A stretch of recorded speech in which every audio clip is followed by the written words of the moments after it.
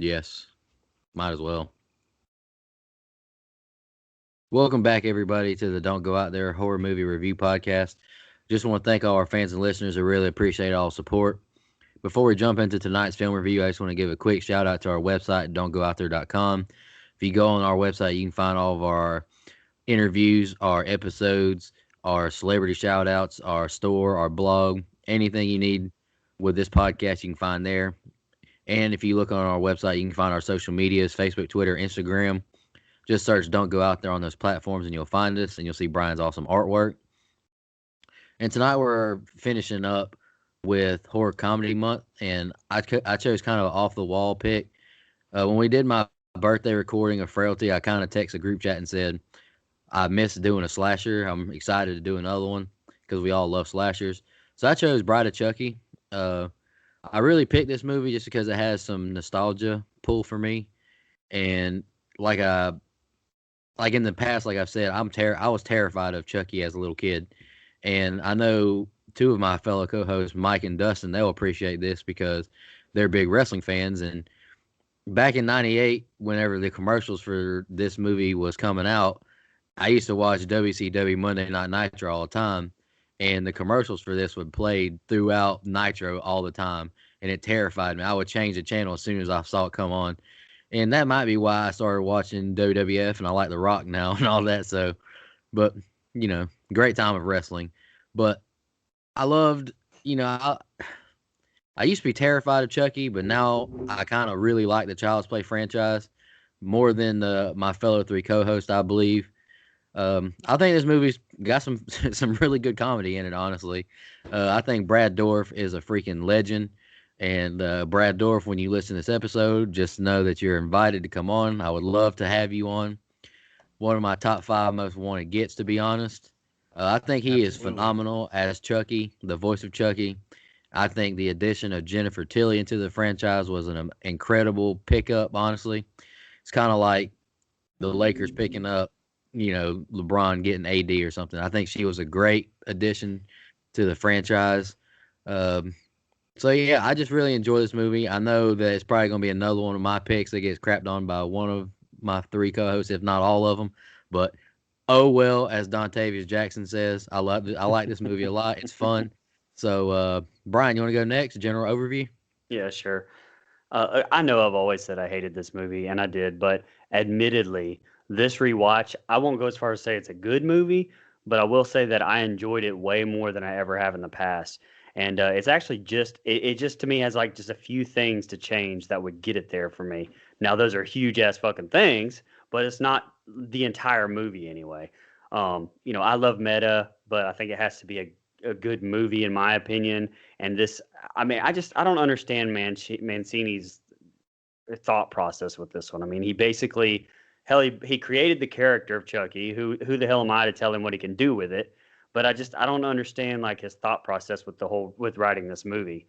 Now, Ronnie, you directed this, but unlike how I want to kick him in the dick for Freddy versus Jason, I don't blame him at all for this one. I mean, it's I don't know. It's like with Scream coming out, Universal at the time was just like, oh, people like meta. Oh, people like making fun of horror a little bit. We have just the fucking guy for that. But like you said, Tiffany character is good. I think one of those big changes that I was talking about though is how much better this movie would have been had she been human the whole time. And I mean, I know I'm fine with Chucky being a doll, but admittedly, it's weird horror hills that I'll die on because I can accept Chucky being a doll, but another one, I don't know. And let's just not even get into fucking Seed of Chucky, but I know why you want Jennifer Tilly to stay in the whole movie as a person. I get it. because Whoa, she's a whoa. fantastic actress. So I'm about to say I don't we're even know what infringing. Hey, that's gimmick infringement there, brother. I didn't say the words. I didn't say the words. Boobs. But I'll say it. damn. Excuse me, Miss Jennifer Tilly. You have great New York boobs.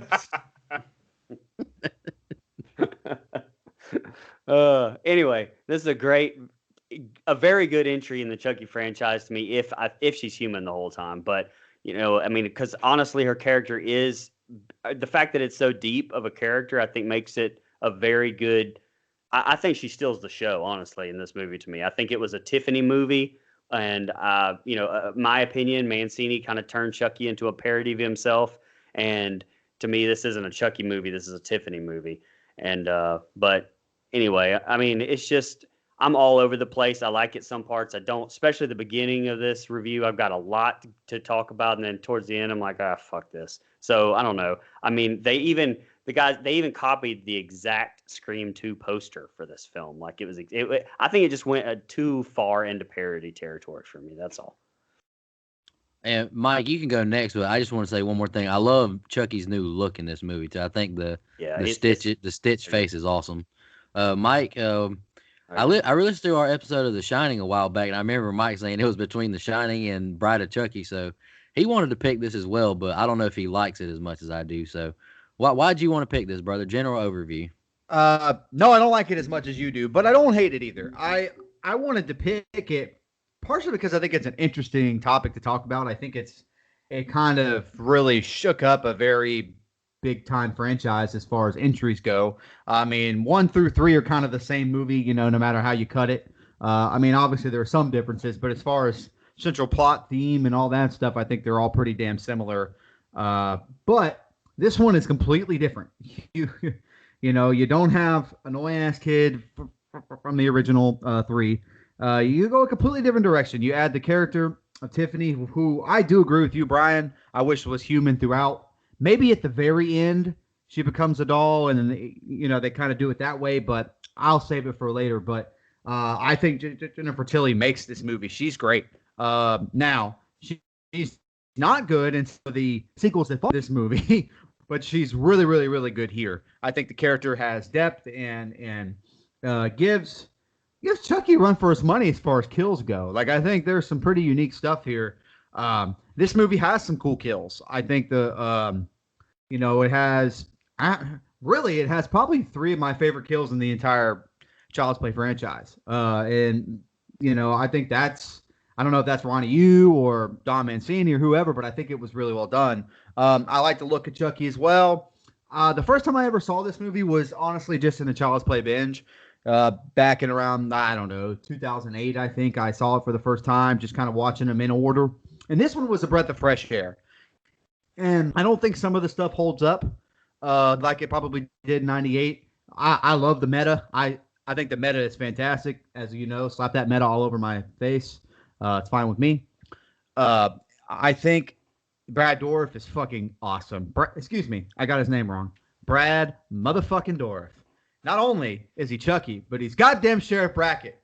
Shout out to Rob Zombie. That's right. I'm switching teams. Yeah, let's go. Sheriff Lee Brackett, by God. Anyway, no. Fun movie. I think there's a lot of issues with it, though. I think there's a fun cast here where you kind of point and go, oh, yeah, he's in this, or oh, yeah, she's in this. Katherine Heigl, for instance, who we talked about a couple weeks ago. Right. She's fantastic on screen, but again, in real life, please come on our show. I didn't say any of these negative things. Sorry, I watched Knocked Up last night, and she's a bitch in that movie as well. Technically, Mike, we're not saying anything bad. It's all of her coworkers who said all these bad things about her. Yeah, right. She doesn't seem to claim any movie Knocked Up and back. So any movie in that time frame, she doesn't seem to claim, even though she clearly didn't mind the money and the royalty checks from all those films. But neither here nor there. I'm sorry, Dustin. I didn't mean to talk about your woman. But hey, by the way, cool John Ritter cameo. I'm not going to say it for when it happens. I want to talk about it up front. Good on John Ritter to want to take part in a movie like this. Just a slasher, one with a knife wielding doll. Good on John Ritter. R.I.P. R.I.P. to Alexis Arquette too, who I think is so good as this weird boyfriend character or whatever. It's a sad thing. I realized just today, honestly, that she had passed, and that's kind of obviously I'm gonna let the Arquette talk go to Dustin. But yep, fun watch, and I'm not gonna ramble too much. But there are some major issues. Now, it's a completely better film than the one that follows it in Seed of Chucky. That is a dumpster fire covered in dog shit. So, take it away, Dustin. A dumpster fire covered in dog shit. That's a t-shirt idea, Brian. Write that one down. So, yeah, this movie, Nico, similar to you, I'll never forget the marketing that went behind this movie because I've watched WCW Nitro growing up. Fun fact, October 16th, 1998 is when this movie released. October 10th, 1998, I fractured my skull and had a blood clot on my brain and had to have emergency brain surgery.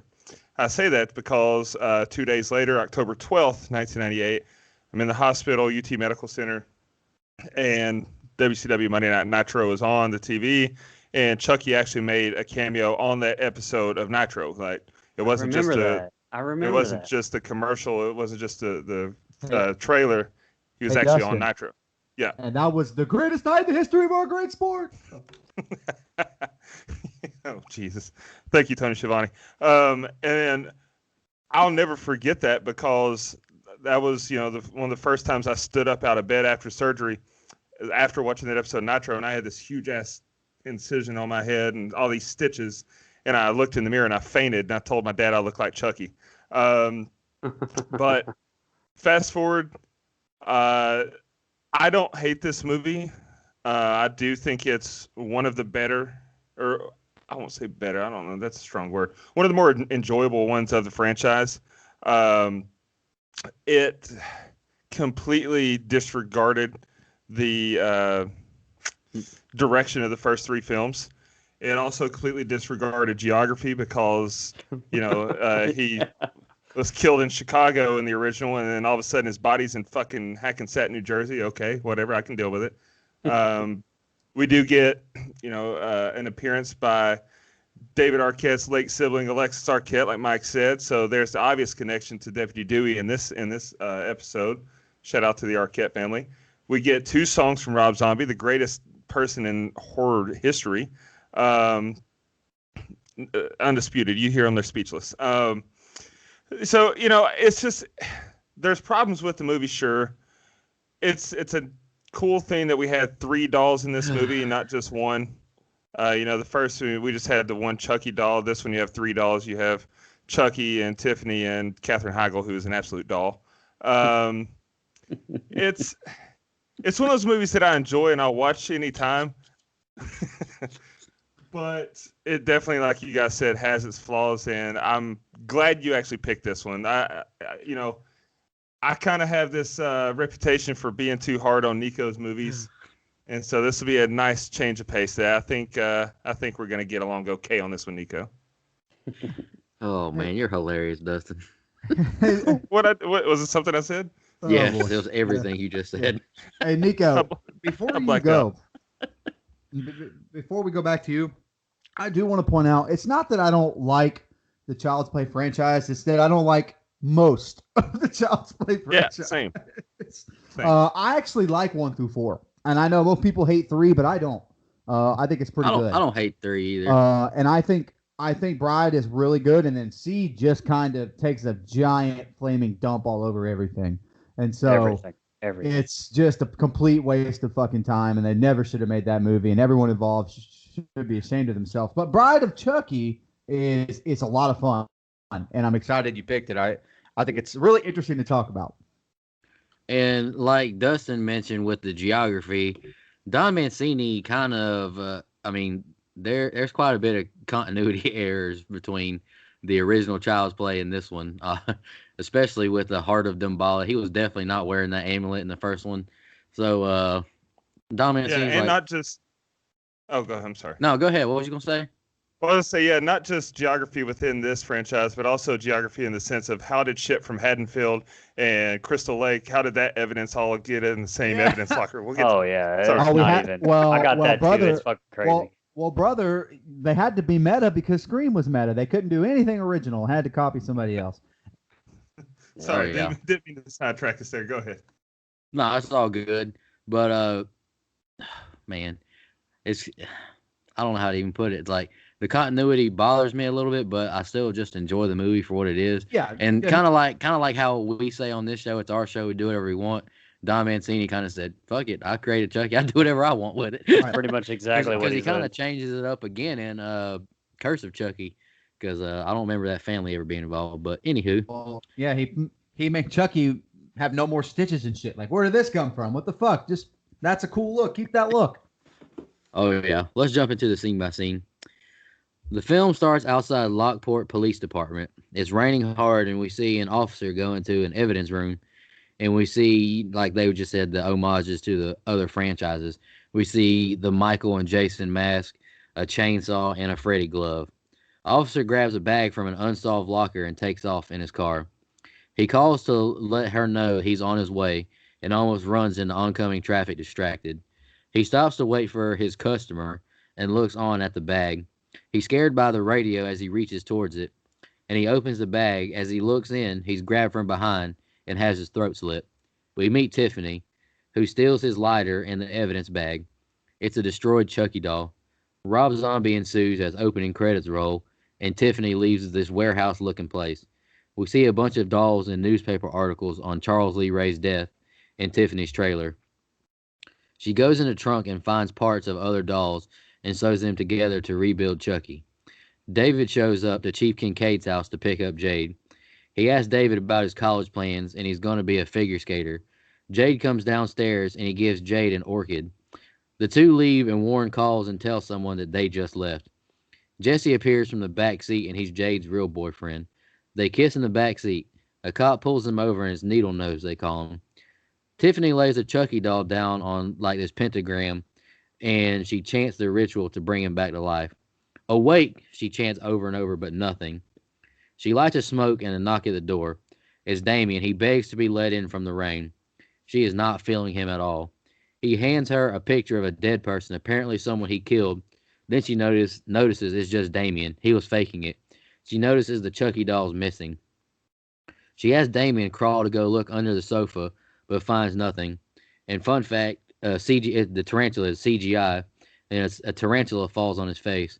Tiffany goes to her bed, and Damien asks, "Don't you think you've kept me waiting long enough?" He takes his shirt off and gets under the covers. Lightning strikes, and the doll is beside Tiffany.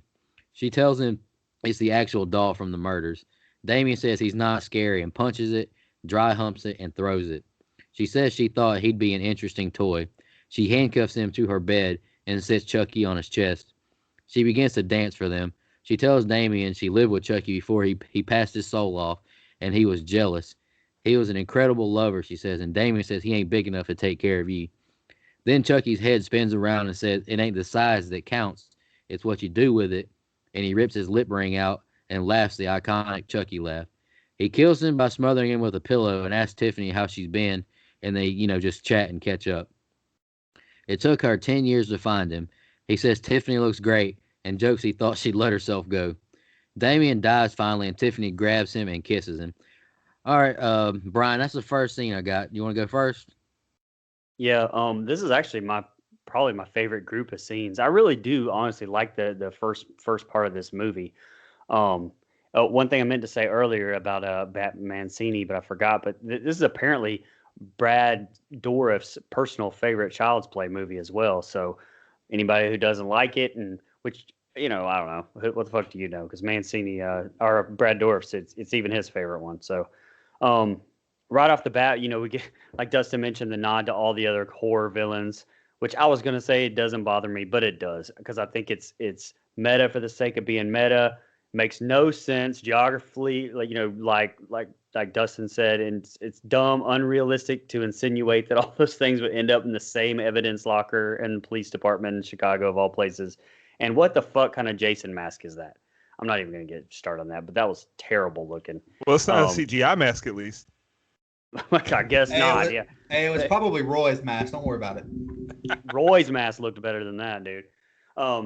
Anyway, I think it's dumb. Shouldn't be in the movie. It actually, looks more like my office that I'm podcasting recording in at the moment. But Jennifer Tilly, I know we talked about her earlier on the phone, but I never thought about this before, but I wrote it down. Like, I really think, in my opinion,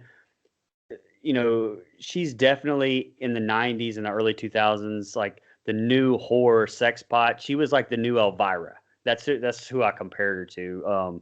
And, her character, like I said, is the highlight of this movie.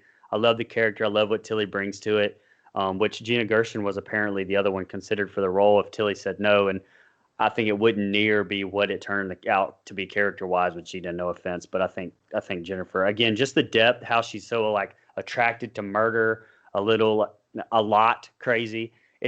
it's played so well, especially this first group of scenes.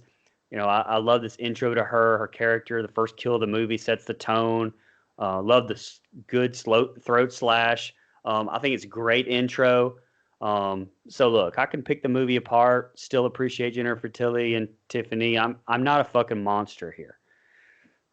The fucking opening credit scene, Dustin, look, he said what he did about Rob Zombie. It's true, especially with music wise. Like Living Dead Girl playing so fucking perfect. I love that song.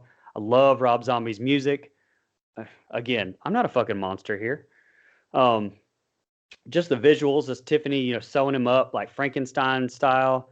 To me, that's my absolute, like Nico, my absolute favorite look for Chucky in any of his movies. And also kind of symbolizes almost, a new birth of the movie franchise, I guess, after 3 bombed so badly. Let's not get into what the next movie does to it, but at least this one, that they kind of, I'm trying to think of what to compare it to, but it'll pop in my head again later. It does have, speaking of continuity, it is bringing him back after the 3rd one, which I'm a continuity whore, so I appreciated that. I mean, look, I'm fully erect loving this movie so far mode, but like, damn, I mean, like this film does a whole fucking thing. It has such like an awesome scene like this, and then it just says like, fuck you. And we get these like unnecessary jokes that I don't want, like Voodoo for fucking Dummies book. Are you kidding me? Look, you get this scene, you think you're going to get this like awesome ritual bringing him back, and you get this fucking Voodoo for Dummies. Get the fuck out of here. Dom Mancini, like, no, I know you always had a beef with the whole voodoo aspect of Chucky, and that wasn't his doing, and he had beef with it. So is this like a jab at that? I don't know, but you can't bring him back your own way instead of doing this? I don't know. I thought the voodoo thing was dumb. And just a couple of more things here. Anyway, we get introduced to Katherine Heigl as Jade, which I think she does a fantastic job in the role. We just did Valentine at don'tgooutthere.com and talked about how she kind of disowns those movies. And apparently she even had a huge issue on this one as well. Mike kind of touched on it, but Mancini even made a comment about it when asked about her on USA Today. And his quote was, "Put it this way, her and Chucky definitely butted heads, but I've probably said too much already." I mean, come on. But the scenes played, this first scene is played so well by her and that David dude. I mean, you can definitely tell something's up, and it's subtle enough to be realistic. I thought it was amazingly played there by everybody.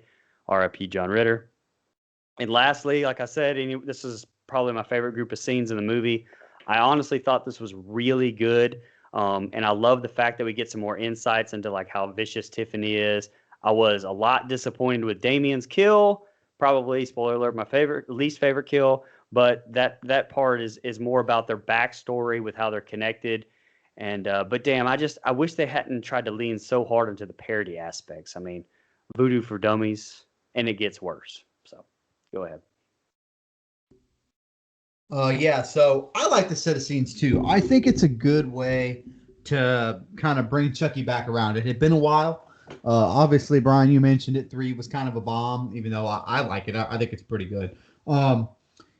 I love this opening scene. You mentioned Rob Zombie. It just kind of sets the mood for the kind of movie we're in for here. Very modern.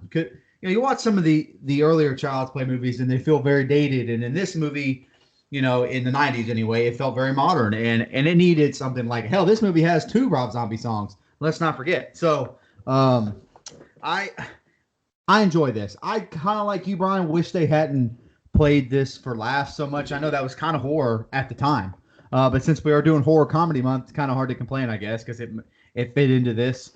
But I kind of wish there had been a more serious approach, maybe not so 80s series, but also not so parody. I hate to say, I'm trying to think of an example without saying Scream, so Nico doesn't yell at me, but that's about as much as I can go. But what I will say is I think that Jennifer Tilly is really great here. I love this character, Tiffany. She's very complicated because you really like her, but she's also a murderer. Like it's a very complicated thing here. I think Alexis Arquette plays this part perfectly. I already talked about that, but I'm with you, Brian. This kill It's very, very frustrating. Look, I can't recite the little the little voodoo thing that everyone always else can, but it just sounds like underlay, underlay, mama, uh-oh to me. But I don't know. A little Nelly in this bitch. Hell, 98 Nelly. was a hell 98. That was a good time for the St. Lunatics. Anyway, no, I like the way they bring Chucky back. I do. Even though I'm not a big fan of the voodoo for dummies thing like you, it kind of got a laugh out of me. So if we're looking at it as a comedy, I'm fine with it. I'm fine with, that little bit of haha. I think there's some really good one-liners here. Now, I gave this movie its flowers on the set of scenes. I'm going to give you some not so flowery things here. I cannot give any less fucks about this side romance between Katherine Heigl and John Stamos lookalike. I don't give two shits about that story. Not a single fuck that interests me. So later in the movie, when it becomes almost the main plot line, it bugs the fuck out of me. Because in reality, I just want to see Chucky and Tiffany go on a rampage. Like, that's the fun part of this movie. I don't give two fucks about this weird high school, let's run off and get married romance bullshit that they try to force on us. I know that's the movie. I'm not a scriptwriter, but I just know from the very first set of scenes, I get annoyed with these three. And I know, the one guy's gay and he pretends to be her boyfriend, so John Ritter doesn't have a fit, and I don't blame John Ritter or having a fit with that guy. Nope. But yeah, so again, RIP John Ritter. Really fun set of scenes, though. Everything up until and even a little bit after you meet, Katherine Heigl and Jesse and all that stuff. I think it's really good. But that introduction to those characters or two characters, I just don't give a fuck about, and they become way too featured in this movie. So. But all the Chucky stuff, all the horror stuff, I think the rain, the thunder, all that stuff creates a good mood and atmosphere, and I think that's really, really fun. And there's some great, of course, Brad Dourif one-liners. But, yeah, so that's really all I have. Really, really fun set of scenes. Yeah, so I agree with what a lot of you guys said. I really like the introduction of Jennifer Tilly, the locker, the evidence locker we already touched on. It just how the hell did all this shit end up in there? You've got the glove from Elm Street, the chainsaw that's from Texas. It's like this evidence locker is Springfield from The Simpsons. Like nobody really knows where it is, and it borders all these states somehow. But it's forgivable, I think, because it is letting you know right off rip this is gonna be some meta shit. Then we get to curiosity kills a cat. I thought that was a good line that she used there because he took his eyes off and he was looking in the bag, got his throat slit. If he hadn't have been so curious about what's in the bag, probably could have saw her coming and might have lived. So I like that. That was a little foreshadowing there. I like this look to Chucky as well, the sewn up look, because Chucky had been through some shit, and I like how they didn't just like, well, let's just start fresh. Let's don't pretend like he's still in one piece. Let's give him some stitches and everything. I like that. I, too, have a problem with the horror, the Voodoo for Dummies book. Like, that's just too much. And the thing about this movie is it's such a contrast to the first three films in the franchise because they did get so silly with some things. And on IMDb it's listed as a horror comedy, whereas the first three were just horror suspense thriller, something like that, but comedy was not in the description. And part of me thinks that yes, they were trying to capitalize on the success of Scream and the just kind of hop on that bandwagon, but also part of me also may think that it's 1998. Moviegoers, people in general, are getting a little more smart about things. Like the same cheap tricks won't work. A baby doll killer might not get over as well in a serious horror movie now. So maybe that's it. Maybe they felt like we've got a fucking toy doll killer. Let's be silly with it because we can only do it so many times for people to stop coming to see it. So I'm okay with the comedy aspect being introduced and the meta, but man, that book just really annoys the shit out of me every time I see it. Damien did a great job. Fun fact that they actually wrote that part, I believe, with Marilyn Manson in mind, but he turned it down, and that would have been weird. I didn't even want to say his name because all the fucked up shit that he's been involved with, but I felt like it was worth noting. Fuck that guy forever. But anyway, Damien, Alexis Arquette did a great job. So ambiguous and creepy as a character, and just great acting there all around. The stupid fucking CGI spider pissed me off. It was unnecessary. It didn't come into play ever again in this whole fucking movie. Why have the spider fall on his face for just a cheap little jump scare?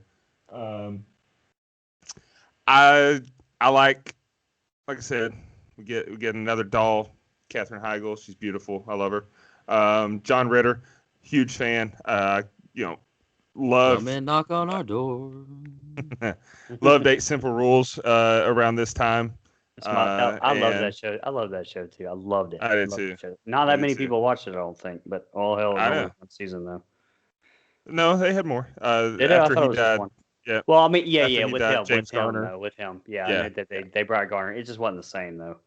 Yeah, and David Spade. Anyway, not a bad set of scenes. I like the atmosphere, the ambiance that they created.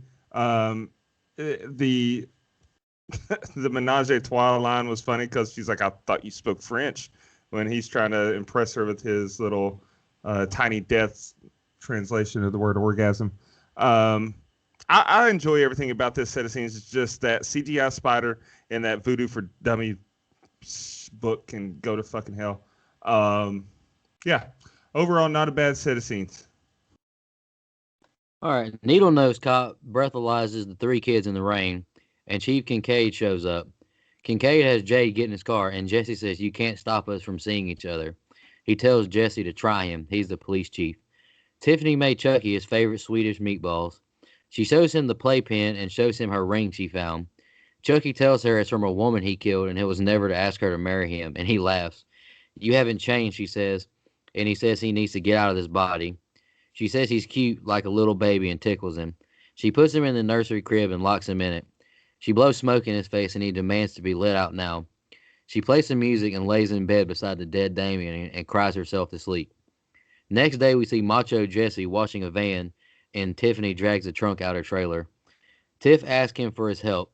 Is Damien in the trunk? He picks the trunk up and it's super heavy. She jokes about what's inside, and then she compliments his muscle tone.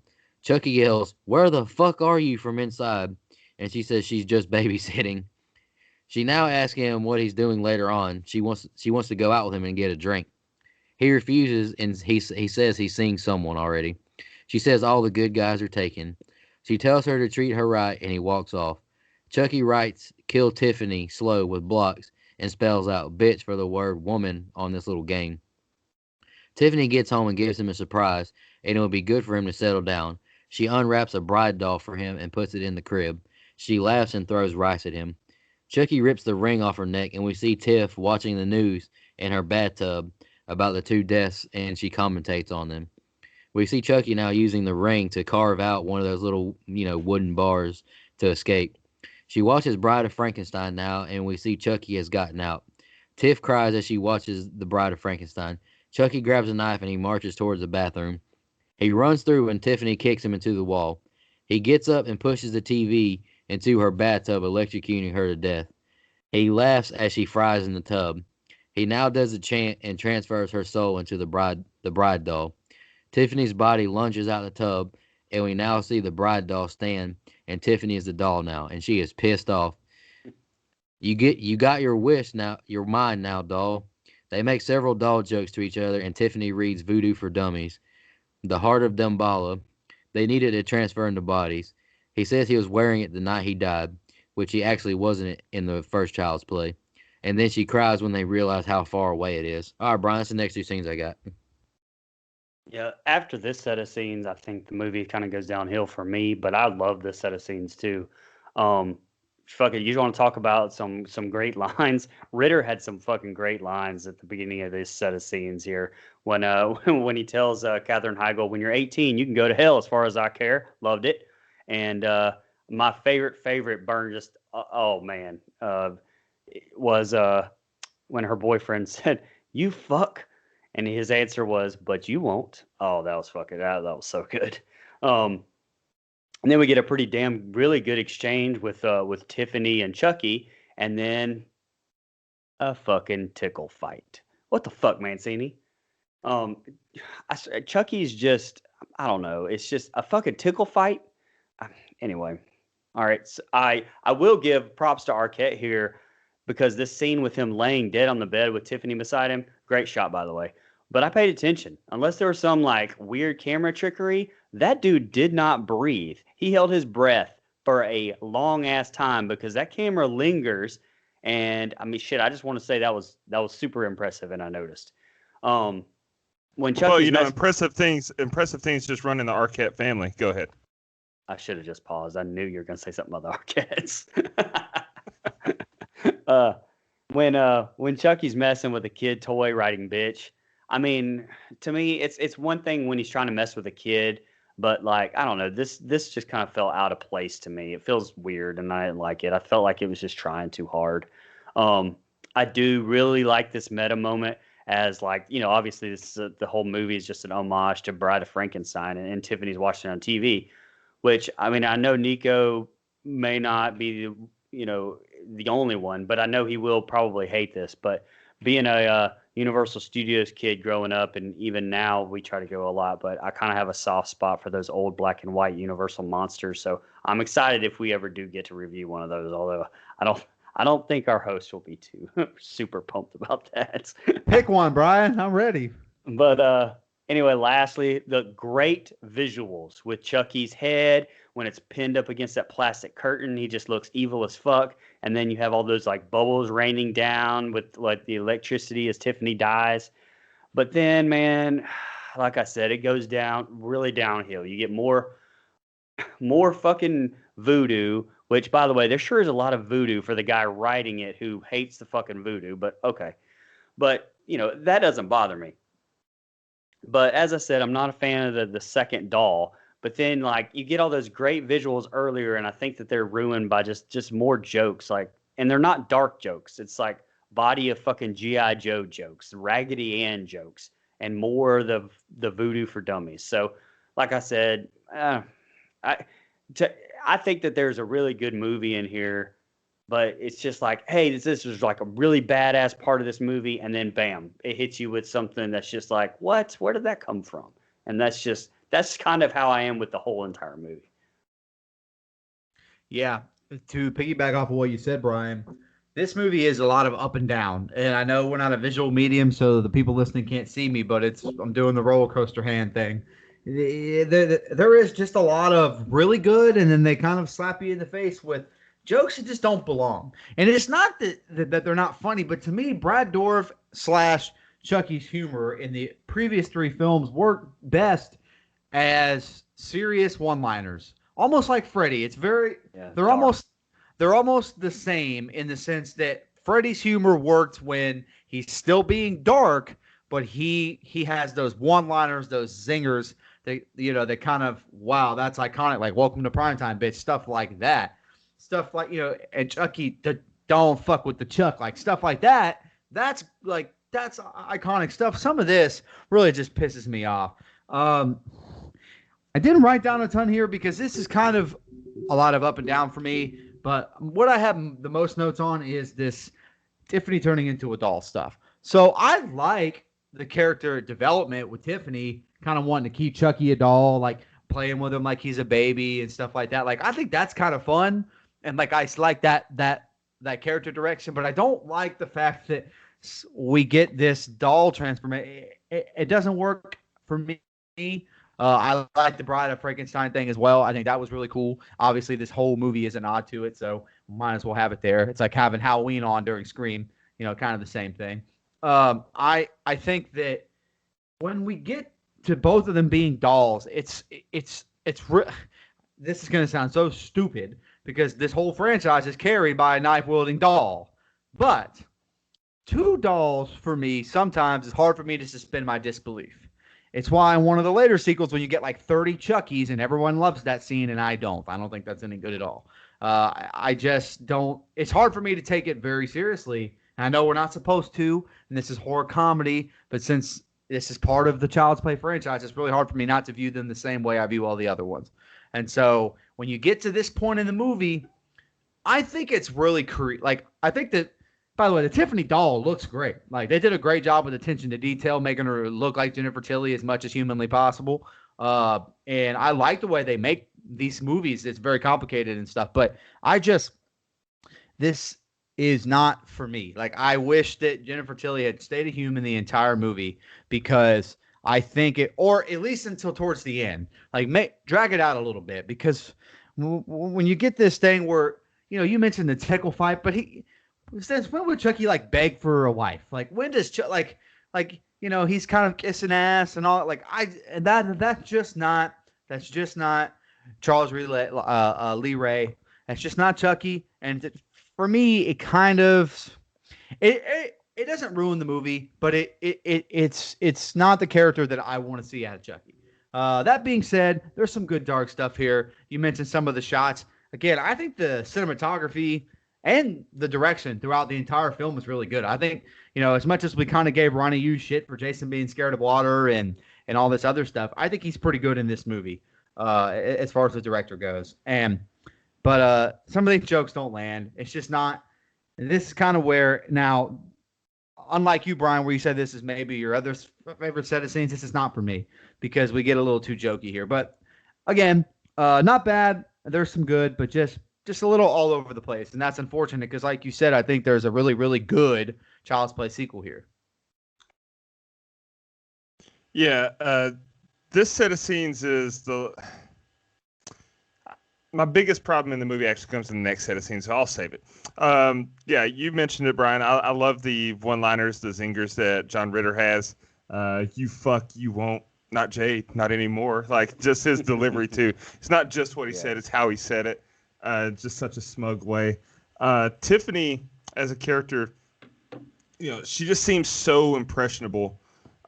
She seems so like she's under a spell from Chucky, and so that really, she's head over heels in love with Chucky, and that's understandable why she would go through such lengths to find his doll and put it back together. Why she would kill for him and all that. And that is the kind of meta that I like, because that is the same kind of love that Mickey and Mallory Knox had in Natural Born Killers. And that movie is actually, they even mentioned Mickey and Mallory later in this film. And it's the same kind of thing. Like, is Mallory a bad person? Is Tiffany a bad person? Or is she just brainwashed and in love and following the lead of her significant other? And so I like that little nod they had there. I like the "what a crock" line that they both deliver. Like, when Tiffany is trying to bring Chucky back and it doesn't work immediately, she goes, "What a crock," and throws the book. And then when he's trying to transfer her into the doll, he's like, "Oh, what a crock!" Like, I don't know why that worked for me, brother. I think it would have taken a hell of a lot longer to carve through a fucking rail on a cage with a stupid ring than it took, so I've got a problem with that. I also have a problem with the bubbles. Like, I don't know why it bothered me so much, but goddamn, those bubbles were out of control. After he threw the television in the bathtub, it's like, it's understandable for bubbles to go flying because she's in a bubble bath, but they just lasted forever. It's like, anyway, neither here nor there. It was a cool visual. It was at least a cool visual. It was a cool visual, but it's just like, what? Huh? I say, yeah, that's a cool ass shot though. Yeah, right, yeah. Yeah, it was. It's just like I said, it just went on a little bit too long because, and I guess I shouldn't be looking for realism in a movie about murderous dolls, but it's just, I don't think that many bubbles would have been generated from that splash. But anyway, I do like the nod to Bride of Frankenstein, and even when the TV is in the tub and she's being electrocuted, the scene that's playing during Bride of Frankenstein, like, it's just perfectly timed. I enjoyed that. It was a holy shit moment. First time you watch it, at least. I watched this movie when I was very young, I guess, like 10, 11. But when she sits up out of the tub, it's like, oh shit, what happened? Did it not work? Is she still alive? Is she? And then the facial expression that they give the doll was hilarious to me when she's looking at her fingers and she's like just in complete shock. Holy fuck, I'm a doll. Like the facial expression they put on the doll was great. Yeah, so not a terrible set of scenes. The biggest pet peeve, really though, is like Nico said, the fact that they showed him wearing the Heart of Damballa on the newspaper clipping when in fact he was not. They didn't even have to do that. I just say that, it's a funeral. You can be buried in whatever. So just say that it was his family's request that he was buried with it. Yeah. You don't have to lie and change what we've already seen. But anyway, go ahead. Exactly. And real quick, I remember. By the way, I was not watching horror then, but I remember seeing this throughout that run of WCW Nitro, and when I think back now, them ruining the fact that Tiffany turns into a doll on Nitro is kind of that's a fuck move. I thought that should have been a surprise in the movie, but no, had to market it that way. I would have rather them have been like, surprise, bitch, she's a doll now. I don't know. I wasn't watching it then. I mean, I knew going into the first time I ever saw it, but I think it would have been kind of better, maybe, because I don't like the direction anyway. So at least you could have made it a surprise. But that's just something I thought of while we were talking. All right, Tiffany calls Jesse and asks him to deliver them to Hackensack, and there's $1,000 in it for him. Tiffany gets dolled up now, giving herself a more edgy look. Barbie eats your heart out, she says. Jesse goes inside and finds the dolls with a note with directions and money. He loads them up, and Jade and David are outside her house talking. Jesse shows up, and they hug. Jesse tells her what the plan is, and Chucky mocks him inside the van. He asks her to marry him and will disappear. She asks about money, and I wrote, and he has a whopping $500 and another $500 when they arrive. He wants her to marry him, and she kisses him and says, I do. Not everybody's got that Mike money. Facts. Hey, what the fuck? Unscrupulously attacked here. Tiffany thinks it's romantic. Chucky says, I give it 6 months. Chief Kincaid investigates the van after they run off the pack. Chucky breaks out his knife, and Tiff tells him he's basic for using a knife still. She calls Martha Stewart her idol, and Tiffany says, aha, when she sees nails. Kincaid breaks into the van and snoops around. He plants weed in it, and he hears a laugh. He crawls to the front and sees Tiffany. Chucky is in the floorboard and flings open the glove box, launching nails into his face. He says, why does that look so familiar? Chucky is impressed with her killing skills. He asks what would Martha Stewart do with the body. They hide his body and clean up quick. Jesse launches the luggage in the back and is confused because he thought he locked the door. They take off driving, and Chucky finds the weed. Needle Nose pulls him over outside a big get-together in some parking lot. He asks if they're going somewhere and has them get out of the van. He says he's paid extra for following her around. She attacks the cop as he laughs at her, and we see Chucky and Tiffany smoking the weed now. Jesse comforts her and has her go get them some food for the road. Norton Needlenose checks out the van, and Chucky throws the weed on the floor as he goes to check out the trunk with Kincaid's body in it. Norton shows Jesse the weed and throws him into the hood. He has him stay there, and then Jesse kicks out his headlight in frustration. Chucky gets the lighter and crawls towards Norton's cop car. He puts like a shirt or something in the gas tank and lights it on fire. Chucky crawls back and shoots an onlooker the finger. Rude fucking doll, he says. Norton screams when he sees the fire and the dolls wave at him. Everyone panics. Jade and Jesse get in the van and someone yells, call the police. Jesse drives off. Tiffany says, at least you haven't forgotten how to show a girl a good time. All right, Brian, go ahead, brother. That's the next two scenes I got.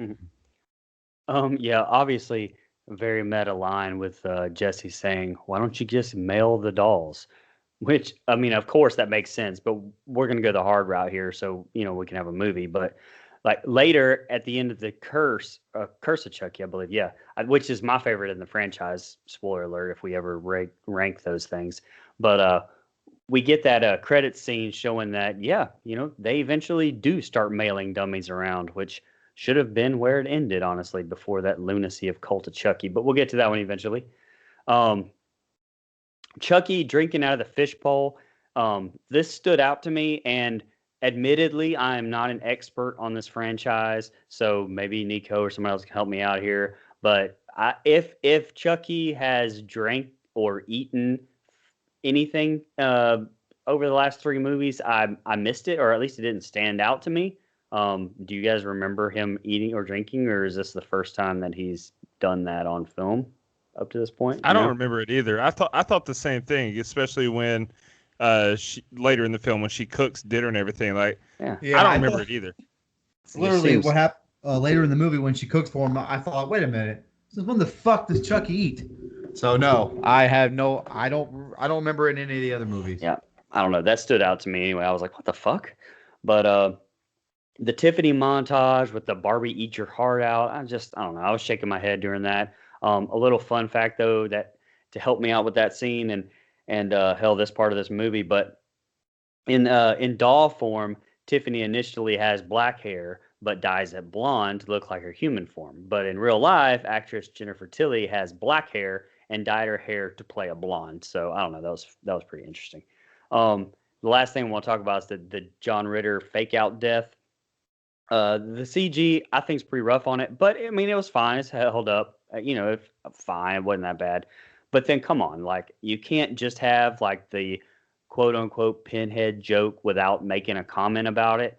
And at first I was like, Mancini, like what the hell? Because I felt like the audience is smart enough to get it on its own. Like, okay, he looks like Hellraiser, like we get it. But apparently the whole line with him saying, he looks familiar, I read that it was ad-libbed by Dourif, so I blame you, I guess. He should have cut it, but wait a second. I mean, I just thought about this while I was reading this, but wait a second. So I read that it was ad-libbed, but how the hell do you ad-lib a line when it's not like you're the doll making the mouth move?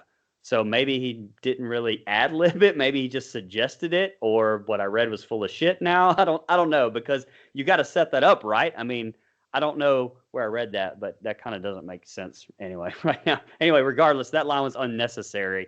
And I would probably just say that he just probably read the script, just my opinion, and it's like, what if I said something like this? Because you're right. They do have, like Christina Lee said in our interview with her, which you can find at, where at, Brian? Don'tGoOutThere.com. They take like what 9 puppeteers to move the doll. So I'm thinking Dorf probably just said, "What if I said something like this and ad-libbed it in the script that way?" Maybe, perhaps. Yeah. Maybe you're right. Because I was thinking they had to like sync the audio with the mouth and then might have done it separately. But you're right. Maybe they did it like on the scene there too. So, anyway, Dustin kind of touched on this a little bit, but I always, throughout this franchise, I think I said it with Chucky, with Child's Play too, but I hate the inconsistency with Chucky's strength. He's super fucking strong, and he can pick up a dead person and put him in some box by himself, but he can't break the wood when he's locked in that cage Dustin was talking about earlier. He has to use a ring, but I don't know. It doesn't matter anyway. But it's just, I don't know. Anyway, with this scene, we get the really weird shot of Tiffany kind of cleaning up the blood really fast and then being like jokingly hit with the suitcase, and then we get Chucky smoking weed. So I don't know. That kind of reminded me of Freddy versus Jason when we had that whole like Freddy worm smoking weed and stuff. Maybe that's a Ronnie Yu thing. I don't know. But lastly, I did think that it was a very cool shot from inside the gas tank. As Chucky like opened it up and put the towel in it. I thought it was unique. I hadn't really seen that before. It reminded me of like being inside of a dumpster or whatever in 50 million movies when they open it up and then close it. But I'd never seen something like being inside a gas tank. So I thought that was pretty cool. Go ahead. Yeah, well, first of all, if somebody calls me and offers me $1,000 to drive 2 dolls across state lines, they can go fuck themselves. There's probably drugs or there's something in them dolls. Even let's pretend they're not murdering dolls and just put it in real life. I am not taking 2 big ass dolls across state lines for $1,000. You don't have to pay me, son. That's all I'm gonna say. You're gonna have to pay me Dustin Franklin money. I'm talking about his bank account. You know what I mean? Do what? Oh, sorry. See what I'm talking about? Mike doesn't even need the money to do it. See, I mean, $1,000. That's I nothing to him. need. Just told No. on himself, didn't he? It's Don't even nothing need to- it's nothing to $1,000. him. No, It's that's nothing to not him. exactly. enough. That's not enough to put my life at risk, guys. That's all that is. I mean, I obviously you guys know nothing about this, but I have standards. I don't know about. I mean, I'm not sure if you guys know that or not. Oh boy. All right, Oh, I'll okay. see y'all next week. Oh, so we're Uh, lying on This this is show now. lying We're season. big lying. It is lion season, isn't it? Anyway, okay, yeah. So, first, I hate that premise.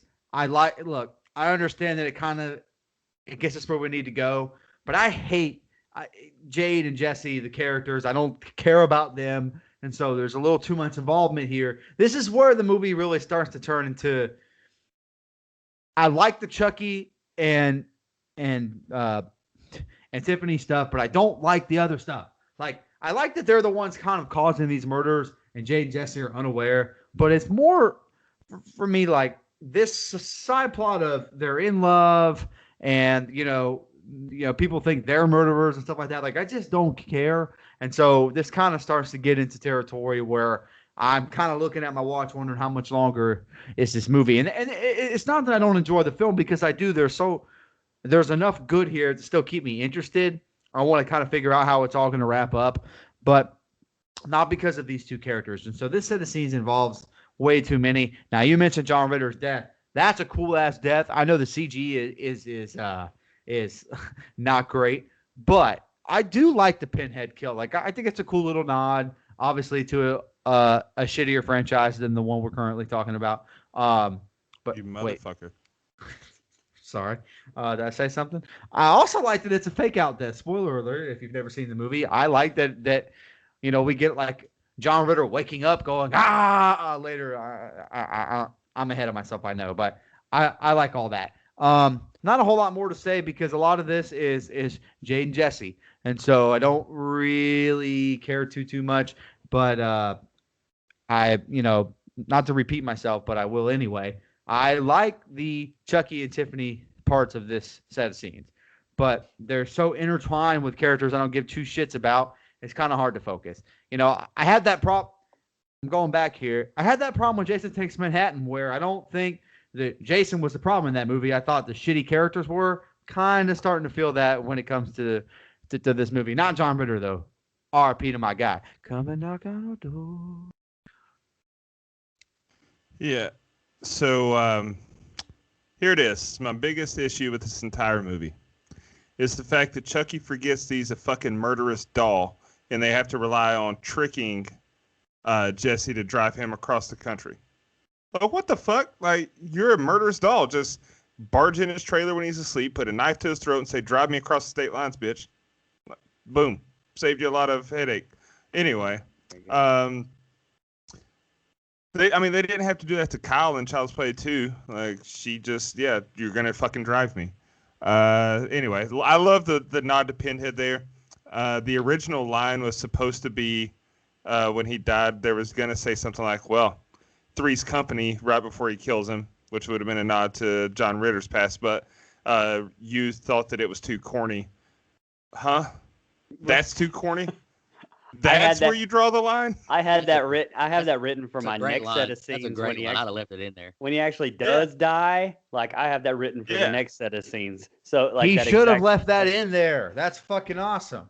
Yeah. And oh god. But, Anyway. but like you said, to say that's too corny, that's too fucking corny. That's okay. where we're drawing the line. Okay. The motherfucker had left a he tickle fight in this movie. Fuck off, Don. Dude, there's a rumor, or it's true or whatever, that Stephen King wrote Cujo on like a 2-day cocaine bender or whatever, and then came to, and he had it written. Yeah. Fucking Mancini wrote this snorting fucking Smarties or something, because this is goddamn crazy that he thinks some of this that's too corny. Okay. Yeah. That's fantastic. Yeah. Anyway. I do like also when he grabs the hammer and Tiffany says predictable, because the first kill in the Child's Play franchise was with the ball peen hammer. So I like that nod there. Yeah, like you said, how the fuck are these dolls gonna stuff a dead body in a box like that? What? How strong is this motherfucker? It goes back to the same shit with Damien's death. Like, I understand ripping the lip ring out is going to cause a lot of blood. In my opinion, he's more likely to choke on his blood because he's laying on his back than he is to be smothered because a fucking doll sitting on a pillow on his face. Like, all it would have taken is one headbutt, and then Chucky would have went flying across the room. But no, he got smothered out like a little bitch. Anyway, that just, I had to go on a 2 scene ago rant. Sorry. The scene at when they get pulled over by Needle Nose, Katherine Heigl delivers the worst line in the entire movie when she says, "I will vaporize you." Who the fuck says that? Who says that? I had to pause and scratch my head. I had to go outside and smoke a cigarette when she said that. And I don't even smoke cigarettes. It's no wonder she has a problem with this movie. She's fucking terrible in it. Oh, sorry. Shut your mouth. And then the fact that she is the line, shit. Yeah, exactly. And then the fact that she is fucking improvise, bitch. Oh, sorry. She delivers a left hook to a cop, and like he just lets her go. He squares up with her, actually.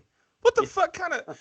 Don't you ever tell me that Deputy Dewey's the worst cop in film history, because Dewey wouldn't have let some girl give him a fucking uppercut and then squared up with her and then let her get away.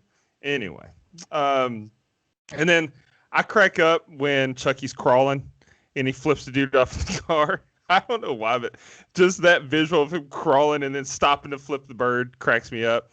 And then love. But that's Chucky. Like, that shit's funny. That's Chucky. So That's the humor. That's the humor that's consistent with the franchise. Right. And you know, there's a lot that's just overboard, and in the rest of this movie. But anyway, I do like after the car explosions, which, by the way, there's some great explosion effects in this movie. Yep. That, and then the the RV at the end, which we'll get to. There's some great explosion. I thought I was watching a fucking Michael Bay movie. And then I do like, it cracks me up every time when the cop car explodes and she's like, oh shit, where's Jesse? Someone bumps into her and she drops two bags full of groceries and then she says, fuck that food. Like, what? You just went and got food for the road trip and you just left it. You were slightly inconvenienced and you just left all that food on the ground. What? My God. Okay. Anyway, go ahead. Slightly inconvenienced. Man cop is a slight inconvenience. Jesse and Jade drive off in a panic. He asks, where were you? And calls her crazy. And she blames him now. David calls and asks what's going on, and the cops are after them. He says they found the lighter from the dead cop, and her uncle is missing. David says to turn yourself in until they figure it out. And there's barriers up at the border. Chucky and Tiffany share a laugh, and we see blood coming out the trunk.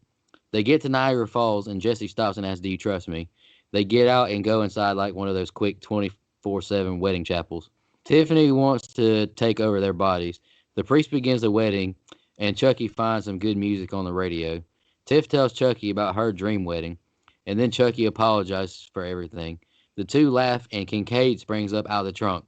Chucky grabs a knife and finishes him off with stabs as Jesse and Jade share a weak first kiss. The two watch the news about them possibly being the murderers. He says, tomorrow we collect our money, and a woman and her husband barge in, and she loves the bride doll and says the Chucky doll is ugly. And then Chucky says, I wouldn't talk if I were you. Russ says they make a delicious couple and they invite them to join their little sex session.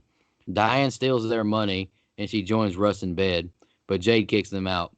Russ and Diane are in bed and she counts the money. We see a door open as the couple begin to foreplay. Tiffany walks towards the bed and looks up into the mirror above their bed. She grabs a champagne bottle and Diane screams when she sees Tiffany in the reflection. Tiffany throws the bottle into the mirror above them, shattering it, and they scream. The glass falls, killing them and destroying the waterbed they're on. Chucky is really turned on by her killing skills. He pulls a ring off the severed finger and proposes. They hug and Tiffany cries. She realizes that she's crying real tears. And then Chucky says he's feeling like Pinocchio and he's anatomically correct. And yes, we see a doll. We see a doll makeout and sex scene in the shadows. And she asks if he has a rubber, and he says he's all rubber. That line is great. That scene is shit. I feel like I'm watching Team America World Police or some shit. Like, it was just anyway, this group of scenes right here is exactly what I'm talking about with this movie. Like, there's a lot of really good, and then it just fucking goes off the Grand Canyon. It wasn't just a small cliff either. This one just fucking fell right off to me. But first, like at the beginning of this part of the scenes, like with the pinning Jesse and Jade against each other. I mean, I'm not like Mike. I actually like appreciated the little side plot a little bit, but it doesn't regularly make sense at all because they go from like blaming each other for murder. They're framed for murder, and then we say, "Meh, fuck it, let's get married." No one cares in the world, right? Nothing else is going on. Like, thinking the other one is a murderer and, being framed for murders and a mass manhunt for you. And then you get the line, "Do you trust me, Jade?" "Of course I do." No, you fucking don't. So I don't know. That was just ridiculous to me. But then we go to a pretty good death scene for real this time of John Ritter. Where, great line saying a true classic never does go out of style. Where you're back to badass Chucky here. But I mean, like, but this is where I put in that where I thought that this was the Three's Company's line went. Maybe it went in the other one, but I wasn't really sure which death of John Ritter that part was ad-libbed in here, since there's spoiler way more than one. But anyway, you get badass Chucky, and then bam, you go to the carefree honeymooners now who are watching the news after being married, which totally makes sense, right? I mean, when you just get married, that's what you do. You just go and watch the news, I guess. Maybe you do that when you have a mass manhunt for you. But anyway, I'm not trying to sound like perv here, and it's going to come across that way, but it is what it is. But I think we needed a sex scene here with the two humans in the movie who just got married. But do we get that? No. We could have had, flashes of those two fucking or something, and flashing back to Chucky and Tiffany, like laying up next to her, her dad that they just stabbed, or, kind of, so that'll kind of go back to the whole Damien kill where she was laying next to him or something. But do we get that? No. We get some, weird fucking people trying for a foursome. But then I will say that leads to the best fucking death in the movie, to me anyway, with that whole glass falling. But then it's like, oh wait, something good. Guess what that means? Yep, something fucking terrible is coming right up. And did you guys order two dolls having sex on screen? I was like, what the fuck? What the fuck is this? Got a rubber? I mean, like, I would love to know what the writer's room looked like there. I mean, I guess it was just Mancini, but we have two dolls having sex on screen. Nah, all good. Nobody will bump into that. It's fine. Like I said, I felt like it was Team America World Police, or like the first fucking Howard the Duck movie, which is a whole other thing. Whoa. Don't you dare disrespect Don't you Howard ever the Duck. slander Howard the Duck on this fucking show, by God. Oh, wow. Yeah, that's why I draw a goddamn both line. of the fans of that movie are on this show. That's right. I actually liked it when I was younger, but even when I was younger, I was like, whoa, she's having sex with Howard the fucking Duck? Goddamn Wait, right what? she the is. chick from Back to the Future? What? Yeah. Anyway. Shout out Leah Thompson. Go ahead. That duck can lay the bill, pal. Anyway, Oh, geez. I got canceled for my dad jokes, but Mike can do I that. apologize. Okay, all right. I get apologize. canceled. well, All right. All right, go ahead. So all the shit I put on Jesse and Jade as far as their side plot, at least this "no, you're a murderer" thing kind of gives us something to kind of sink our teeth into, because this is very, hate to say it, but this is very romantic comedy, and they kind of talk about it in the Blu-ray extras of this movie, where like the audience knows what's going on. It's kind of like Tucker and Dale versus Evil, where the audience knows what's going on, but everything else going on around them is a big misunderstanding. There's actual murdering dolls. It's not these people, but that's not what the world sees. But that's what we see. It's very rom-com that way. I kind of like it. I don't like the side plot itself, but I like this little exchange here. I think that I like, and I meant to mention in the last set of scenes where Tiffany kind of tells Chucky he needs to be more in the 90s and kind of have some more modern kills and stuff, and then he killed John Ritter with a knife straight up, and he says the line about the classics. I think that's really good. That's the Chucky we want to see. It's perfect. He He's badass. He has a cool one-liner. That's what made Chucky, and I feel like there should just be more of that in this movie. You mentioned it. They are accusing each other of being pieces of shit, and then they go get married. I mean, that's literally everybody in my hometown, but I won't get into that right now. Sorry if you're listening from my hometown. Shout out to Lake Wells. But no, that's kind of how that works there. But no, I'm fine with everything that kind of happens at this suite and all that stuff. Like, the kill is fucking awesome. That shards of glass kill is my absolute favorite. It's probably my second favorite kill in this whole franchise. Like, I think it is fucking awesome. And I like that it's Tiffany that does it. That's kind of cool, kind of different. But this doll sex scene, listen. I think I'd rather watch one of them blow up doll guys and Alexis Texas get it on than watch. Well, I'm sorry, no one knows who Alexis Texas is. Okay, anyway, that's what I thought. That's what I thought. I mean, I don't. I'm wholesome. I'd rather watch that than watch Chucky and Tiffany do whatever that was. Hey, what if Tiffany had a bush? Oh, sorry. Go ahead. I still wouldn't like it because it's an inanimate object, by God. Anyway, hey, ain't nothing wrong. What nipples look like? Yeah, I wonder what her nipples look like, pal. Hey, we find out in Seed of Chucky, so by God, we find out. We get. Oh my God! We I get don't remember boobies. that. Do you really? Yeah, you get doll boobies in that movie. We find out what her nipples look like, pal, and they're probably not up to Nico standards. So this scene is terrible. They're not human, so yeah, you're right. It's unnecessary. His standards is human nipples. It's unnecessary. I think it's golly. Now, is it funny? We are doing horror comedy month. Is it funny? Yes. I laugh.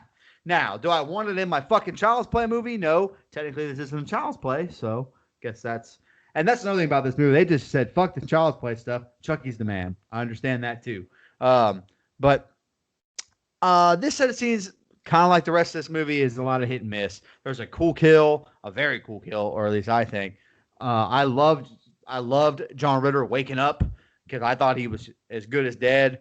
And then I love this shards of glass kill. I think it's badass. That couple was annoying as fuck, so to see them be killed on screen is not my least favorite thing that happens. I can tell you that. My least favorite thing that happens is watching two pieces of rubber go at each other. That's not what you do. But that's pretty much all I had. Funny one-liner at the end by Chucky, though. Him being made of rubber is not what I want from Chucky, but it's a cool line as a horror comedy, so I'll allow it. Oh boy, what is happening on this episode? Yeah, all right. So why? Yeah, I agree. Why the fuck are they distrusting each other? Why would they put that piece of the puzzle into the storyline? I don't get it. It's unnecessary. Like, if they think that if they each think that the other person is this murderer, then why are they going to go through with the wedding? Like, it's just so fucking confusing, the dynamic between Jesse and Jade. And it really annoys the shit out of me, pretty much for the rest of this movie. I get what you guys are saying. It is a cool optic with the mirror shattering, and that death is cool. And I love the build up to where Tiffany, it's almost like she's showing some heart. She's like, oh, you're not going to steal from these people. I'm going to kill you for that. But then, we get the visual of her standing there with the champagne bottle with this evil grin on her face. And the girl that's going to Pound Town, she just looks up in the mirror and sees it. She's got this oh shit moment. So I like that. And it's a cool visual how the camera picks up the bottle flying into the mirror. But would falling shards of glass like that, would that kill you? I don't know. I mean, it would cut you up pretty bad, but I don't know that it would kill you. And also, why the fuck did the mirror explode? That's another Michael Bay aspect of this movie. Unnecessary explosion. I don't know. That bothered me, but it was a cool overall. It wasn't a terrible death. I liked it. This movie has the dolls eating, drinking, getting high, crying, and getting horny, and fucking. What? Like, what the fuck? Where'd that come from in this franchise? Like, this the evolution of the doll. I thought it was just his soul was trapped in this doll. Mancini was just said, "Fuck it, let's go." Hey, full sin. Yeah. Full sin. Hold my beer. And, we did not need a goddamn doll sex scene. It made sense in Team America World Police because the whole movie is puppets. Yeah, and right. You know what you're getting there. Never seen it, wouldn't know. Imagine that. But we aren't shocked. I do like like you guys said, the one-liner is funny. Do you have a rubber? Because, you got to think from Tiffany's standpoint, she's new to being a doll. That's probably natural to her. Do you have a rubber? The fact that line comes into play later, and I'm going to save it. What the fuck? Go ahead.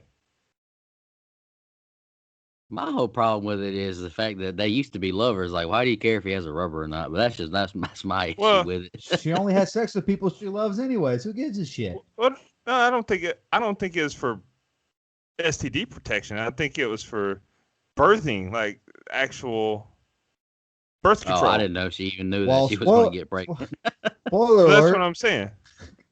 Yeah, okay, let's just get to it. That's what I'm saying. So I think that she delivered it as in that, like, I'm not ready to have a kid from that aspect, and then she ends up knocked up, which, god damn, what? Okay, that's another aspect. They eat, drink, get high, get horny, they cry, and they get pregnant. And Get knocked up, which is another movie Katherine Heigl's in where our co-host hated her. Oh, sorry. That's true. But what is the goddamn gestation cycle on a baby doll? Because 20 minutes later, she burst this little bastard. What the fuck is going on in this movie? Go ahead. Sorry. It's a very quick birth. Back in bed with Jesse and Jade, and Jesse gets dressed, and Jade calls David. She tells him where they are, and she's married and scared. She thinks he's the one who's doing the killings. David says go to the police, but she can't because she still loves him. Now Jesse calls David and says it's about Jade. Housekeeping shows up and finds Russ and Diane's corpses. Jesse and Jade run in and see the bodies. They pack up and leave immediately. Jade says she can't go with him anymore. He's relieved and he says he loves her, but there's a limit to what he can take. David shows up scaring them. David says he thinks it's a misunderstanding and says he asks if anyone smells anything. He implies that Warren is the killer. David looks in the trunk after seeing blood on the van's floor. The couple begin to apologize, and David grabs the gun from Warren's body. David pulls the gun on them and has them pull over. David shows him Warren's body in the trunk, and they both start blaming each other again. David jumps out of the van as the couples blame each other. Chucky and Tiffany pull guns on them, and David is killed by a semi running him over. Jesse drives off now, and Chucky shoots the cop car, trailing them out the back door. Chucky introduces himself to Jesse, and he asks how they got into the dolls. And then, Chucky just drops a line on sequels to explain everything. They say these bodies are just like apartments and says they're at the wrong place at the wrong time. The radio now announces that Charles Lee Ray's fingerprints were found at 2 of the crime scenes. Chucky tells them they need a new ride. They hijack an RV as they make it to Hackensack. Tiffany bakes cookies and dolls up Jade. We see an older couple dead in a closet. Tiffany takes Chucky some of the cookies. Then Jesse makes a comment about the dirty dishes to trigger Tiffany's mother's comments. She gets infuriated and throws dishes at him. What would Martha Stewart say? She tells Chucky he's not even a man where he counts, and Chucky tells Jesse, I didn't hear any complaining last night. He says she can't bake, and Jade kicks Tiffany into the oven. Then Chucky shoots at Jade, and Jesse pushes Chucky out the window. But then he crashes the RV off the side of the road. And the next 2 scenes are the ending. Go ahead, Brian. I'm sitting here because I'm like, oh my God. Like, I really don't even have many notes on this part whatsoever because, besides, all right, I'll talk about the death. That was a great Final Destination death there with the bus. It's everything I wished that the bus showed in Final Destination. Like, it was gruesome, showed blood, guts everywhere, whatever. It was great. I loved it. That was fantastic. Actually, that's probably my favorite death. I changed it. I just changed it, even though we haven't even got to it yet. And I really did appreciate the line where he said, and this is the meta Chucky stuff that I like. I really like when he said, if it was a movie, it'd take 3 or 4 sequels to do the story justice. I don't know that, but all the dialogue from there on really got really bad. Like that whole, to me, the whole dishes fight, the whole thing, I was like, what the fuck is going on here? Like I hated this set of scenes. And the other question I had was the Charles Lee Ray fingerprints being at the crime scene. What? Like what am I missing here? And again, I'm not an expert on the Chucky franchise. Obviously, the writer Don Mancini is not an expert on the Chucky franchise either. But I'm definitely not. So I don't understand the whole Charles Lee Ray fingerprints thing. Like I remember in Chucky, the first one at least, I remember him becoming more human. Is that what's happening here? Like, is he becoming more like human, having it leaving fingerprints from the? I don't know. So that's where I was kind of like, what? Because he's a doll, so how is he leaving Charles Lee Ray's fingerprints everywhere? But maybe that's the explanation. Like the longer he's in there, he's becoming more human. Maybe that's the fact. I don't know. But anyway, that's all I had on this group of scenes.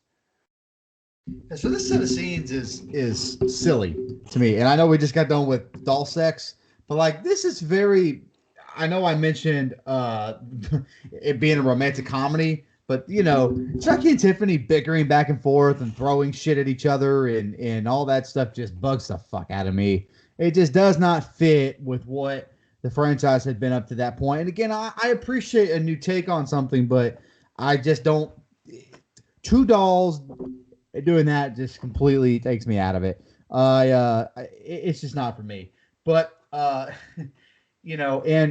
again, we're back to Jesse and Jade accusing each other of murder. They just spent the night together. Like it's all very, very, very weird. They introduced the friend who I completely forgot about, to be honest, and he gets in the car with them, and he's like, "Oh, neither one of you could have done it." And he finds a dead body, which again, I like that setup a little bit, but the Final Destination kill is a cool kill, but I don't know. I feel like you should have just had Chucky off that motherfucker. It would have been better.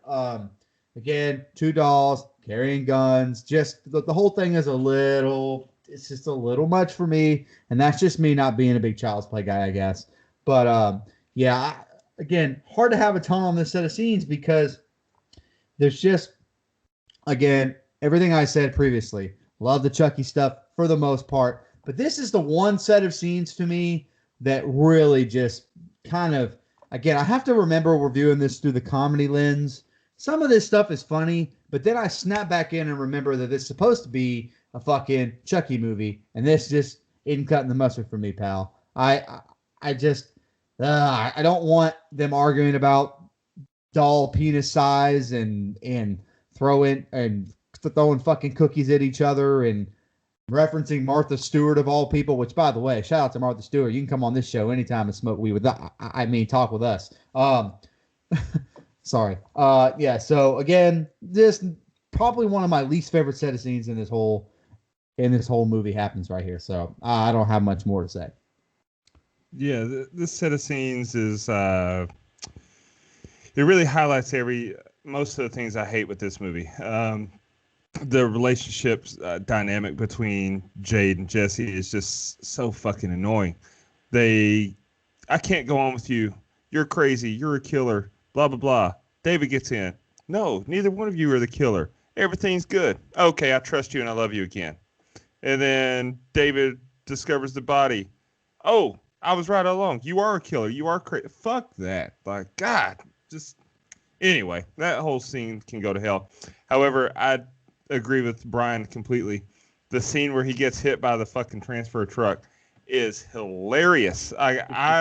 That's the kind of kills that I like in my horror comedy. Like the accidental, you don't see it coming. It's not your typical death because it's not the antagonist that does it. It's just he fucking steps out in traffic and gets obliterated by a semi. I love that shit. Then the scene in the RV when they're arguing, I like how Jesse and Jake get back on the same page and they're like, they know what each other's doing. They know, kind of like that married couple intuition. They know what the other one's doing. Let's try to put them against each other. There's some good back and forth there between Chucky and Tiffany. That's funny. I crack up. There's two things in this movie that involve kicks that just make me laugh every time I see it. The scene where she kicks Tiffany into the oven makes me laugh every time, and then the scene way back earlier in the film when Tiffany is in the bathtub and Chucky's running there with a knife and she just sticks her foot up and kicks him into the wall. Both of those kicks, they make me fucking laugh my ass off. So I like that. But again, it's just, man, they're dolls. Why are they cooking and eating in the first place? All that could have been avoidable. Then we get, off-scene. Thank you. We get some off-scene kills with the people that they hijacked the RV from. Just a sweet old couple. It's a head scratcher. The ending of this movie is a head scratcher. It's not to say that's not enjoyable, because as much as I'm shitting on it right now, or as much as I'm confused by it, and as much as Jesse and Jade annoy the fuck out of me with their relationship dynamic, the movie as a whole is still enjoyable to me. So it's very confusing. Go ahead. I agree with that. All right, Jade is tied to the chair still, and we see a burnt Tiffany in the oven. She gets free and bites Jade, but then Jesse throws her off of her. He cuts her free as they watch gas pour into the RV and electric wires just flailing around. Jesse jumps out. Now, Dustin did say that the explosions look good, but Jesse jumping out looked horrible to me. Jesse jumps out in time with the exploding RV, and then Chucky hijacks Jade with a gun.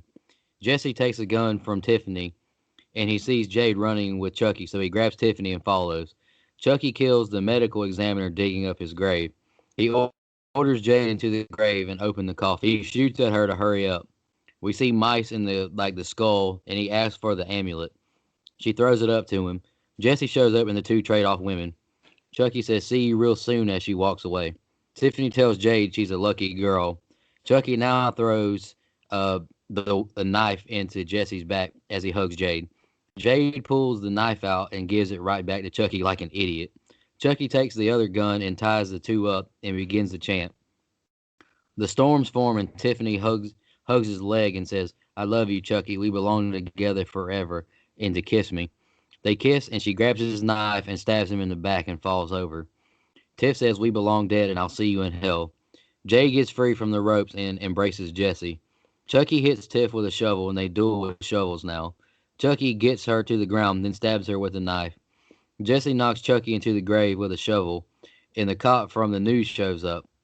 He can't believe what he's seen. Jade pulls the gun, and Chucky says to go ahead and shoot. I always come back. Then he says, "Dying is such a bitch, though." She opens fire on him, killing him. The cop says no one's ever going to believe this. He gets a call and tells them Jesse and Jade aren't to blame and orders them to go home.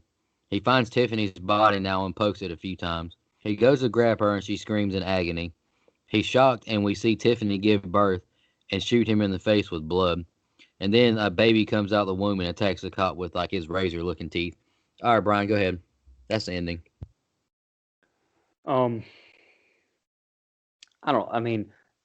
I didn't really care for this ending. Like I said, to me, the whole movie kind of went downhill after the fourth or fifth scene. So about the first half I liked it. I didn't really care for this either. I was just honestly pretty uninterested in this whole little act and back and forth. And to me, at the very end was the worst. The standoff trade for her.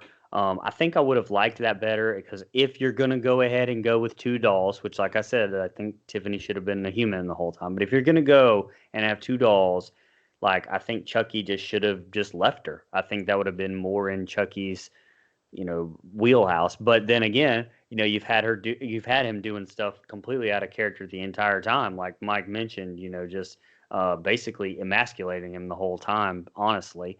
And, acting out of character. So, maybe was he in love? Maybe, okay, whatever. But that's just, to me, not Chucky, and that just takes you out of out of the child's play and the Chucky that I want to see. But like I said, if he would have just left her, he had the amulet. I think I would have liked that better, at least.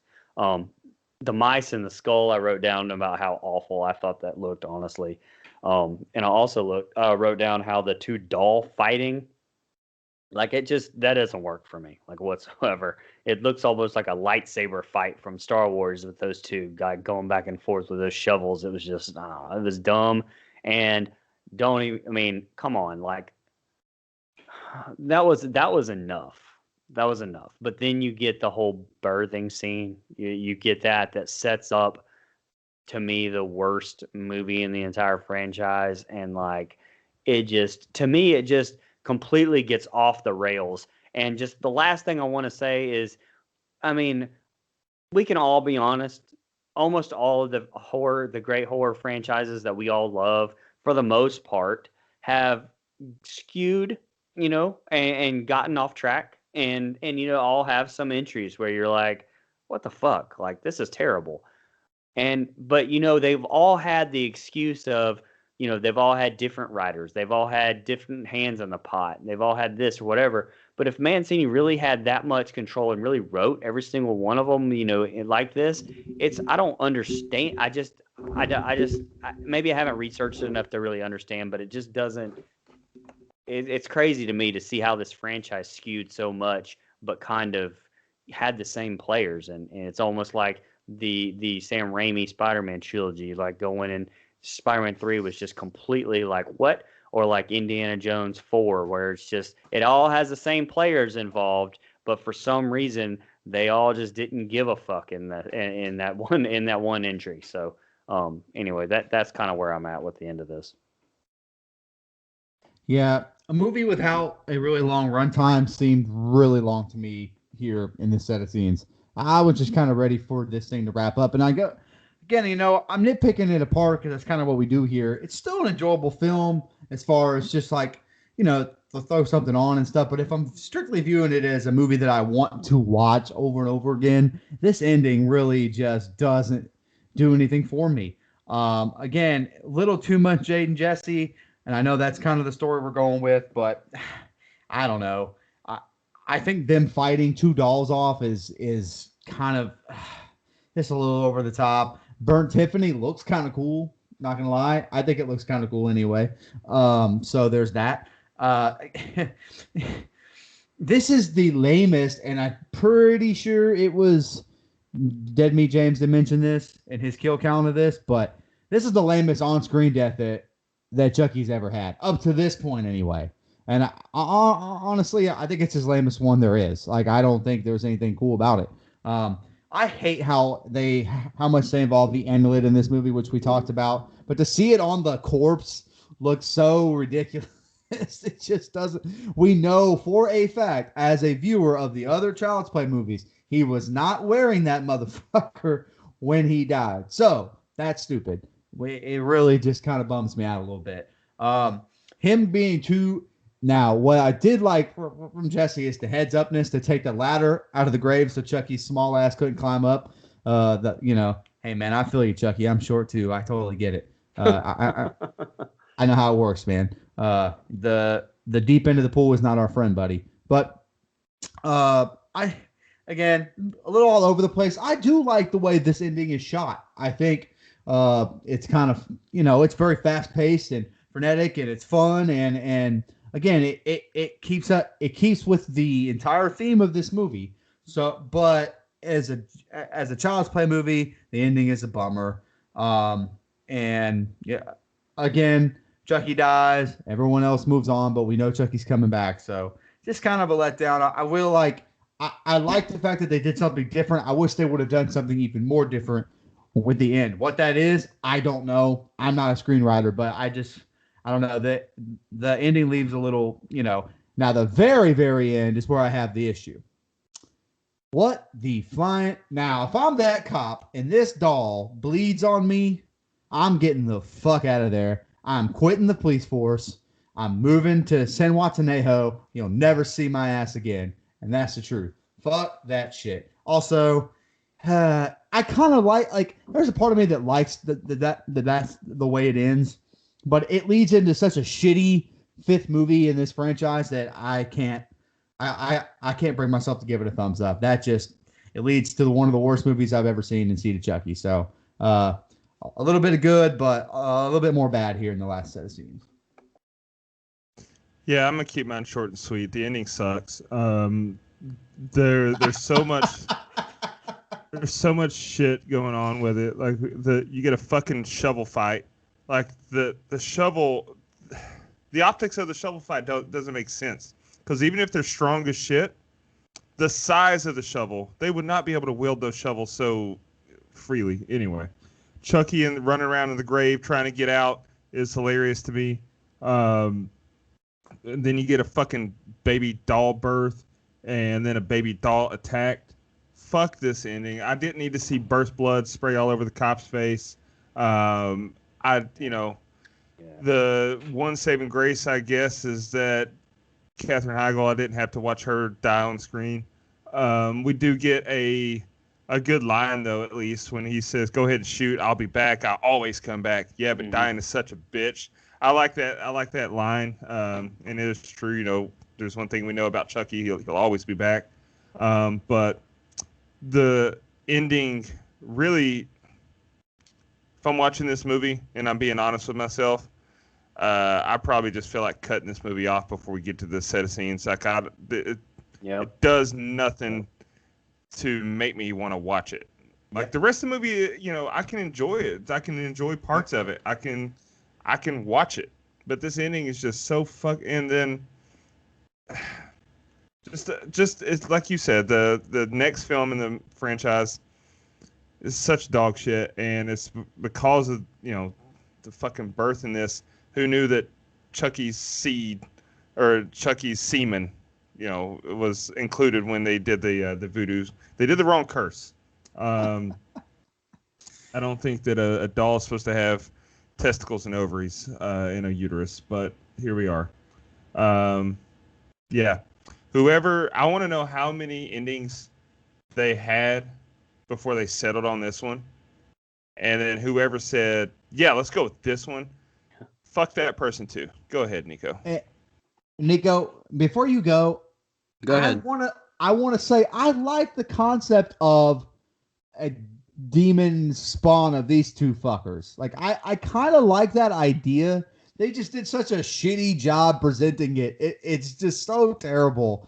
The ending of this movie and then the entire movie of the Seed of Chucky just ruins it. What I think could have been, I'm going to tread lightly because I don't want to say it's like this brilliant idea, but what could have been fun, like they could have done something with that, but they did something with it, all right? They fucking, golly, I can't come up with any more creativity with that. It's a terrible fucking film. Please don't ever pick it, Nico. I'm pretty sure I don't want to ever have anything to do with any demon seed being in any of my horror movie icon slasher franchises. I don't know. It's like at no point do I think that that's a good idea whatsoever.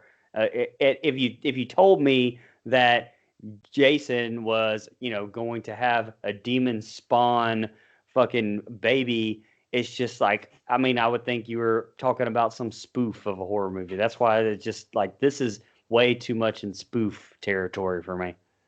I like Mikey Myers, but he in the producer's cut, he rapes his niece. So yeah, producer's cut. Fucking producer's cut doesn't exist. Get out of here. Y'all got any more final thoughts before we jump into a question from a fan? Let's do it. All right. One of our biggest fans, Michelle Mirza, she asked us on Facebook, which listeners go like us on Facebook.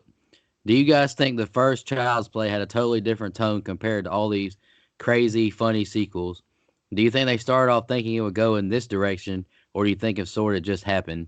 It sort of just happened because I kind of think Don Mancini didn't know what he had with Chucky and Brad Dourif, and once they realized how much of a following and how big of a fan favorite he would become, I think it just it went a different direction, obviously, because Child's Play 2, you don't wait 40 minutes to get Chucky. You get him within 5 minutes.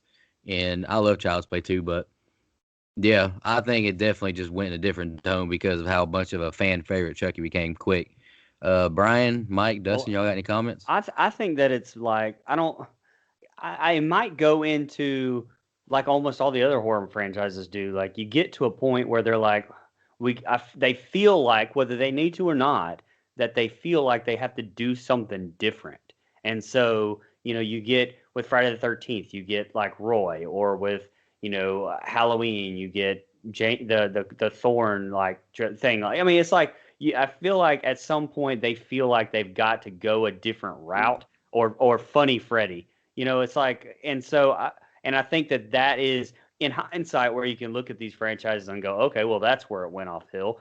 But when they're in the writer's room, I guess for some reason they feel like they need to do something different. And that's why I think that they went that route. But, obviously that's a guess. Yeah. Mike, any comments? Dustin? Yeah, I said it earlier. I think that this was just one of those things that they wanted to cash in on what was hot at the time. Let's get silly with it. Let's be funny. Yeah. And I don't like this. Such a staunch contrast, in my opinion, to the first three films. Like Mike said, a fucking tickle fight, man. First Chucky would never. So yeah, I don't think it was planned. I think it's just one of those things like let's cash out on this. Let's bring a new direction, a new breath of fresh air. Who knew that the fresh air was actually like a trapped fart that they released? It was that kind of air.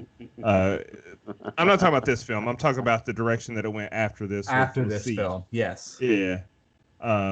So yeah, I don't think that was the intended direction. I mean, look, as far as this version of Chucky, and we get this for basically 3 movies, kind of.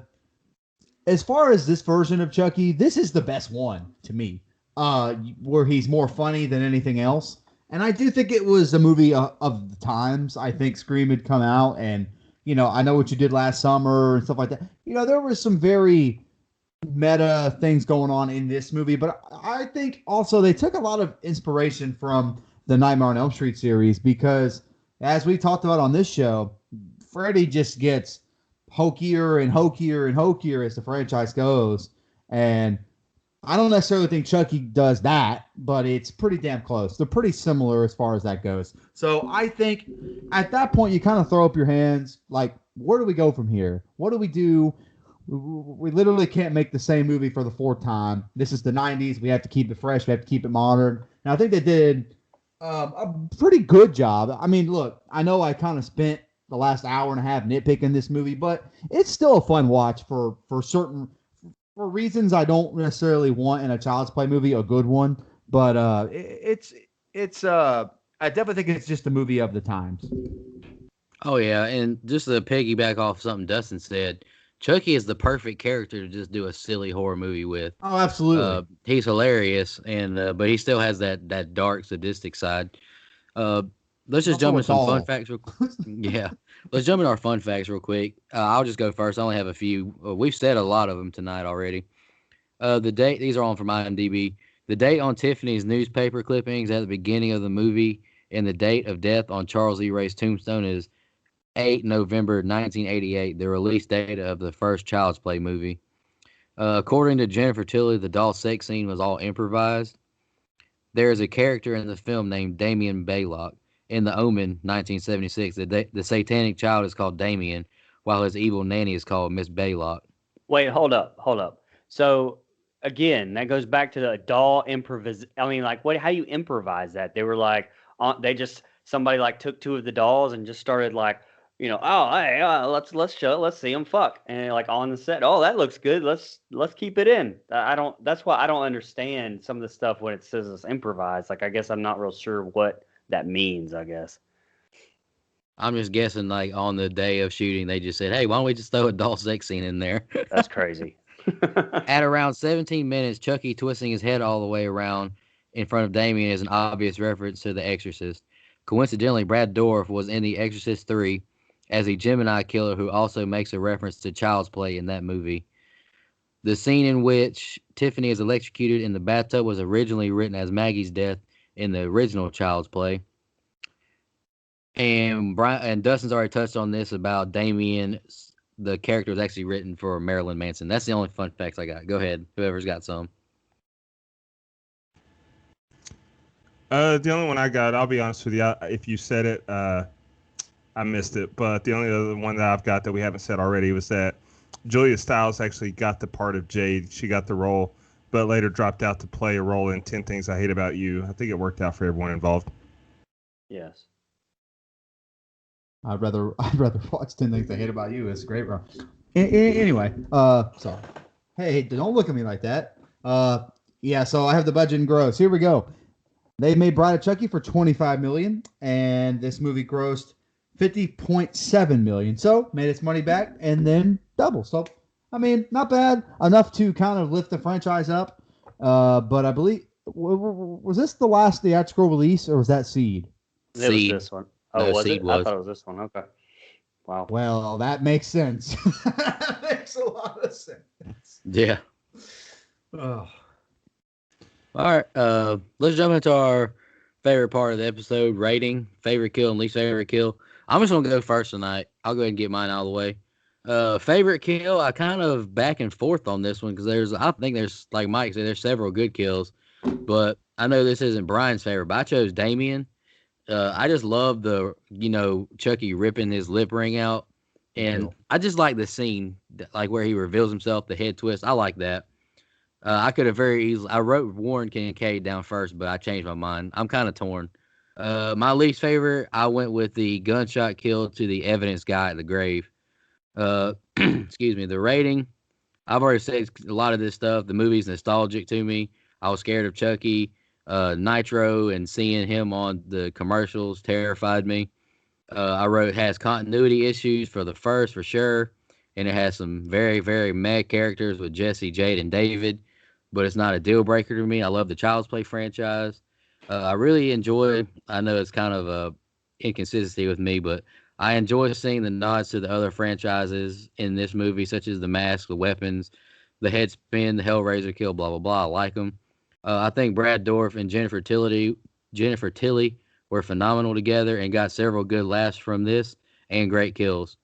I think it's enjoyable and it's a fun watch. Don Mancini did a great job, I think, in my opinion, with his Scream-inspired meta insert to his Child's Play franchise. I don't like it as much as the original, but it was close. And my rating was strictly on just enjoyment factor, and I gave it 7.75. Who wants to go next? I'll go ahead and go. That was shocking to say the least, Nico. Kudos. No, it wasn't. Here comes that 5 1/4 from Dustin. Nah, if man. it's that high. If it's that high. Nah. Least favorite kill to me was Damien. And it's just because, like I said, how the hell is this inanimate object that weighs less than 5 pounds supposed to smother him just by sitting on the pillow? And because he was holding the pillow down with force to begin with, and there was a struggle there, but he didn't die then. Damien didn't die until he sits his ass on the pillow. And fuck that. Come on. Just thrust your head forward, throw his ass off of you, and force him to kill you a different way. Go out with some dignity. My favorite death was David. Like Brian said, he changed his to him. When you said that, my face lit up a little bit because I thought I was going to be alone in that boat. It was fucking hilarious to me. Like, he's supposed to be the voice of reason. He came back into the picture to save his friends, and then he steps in the traffic and unexpectedly gets blown to smithereens by a fucking semi-truck. I loved it.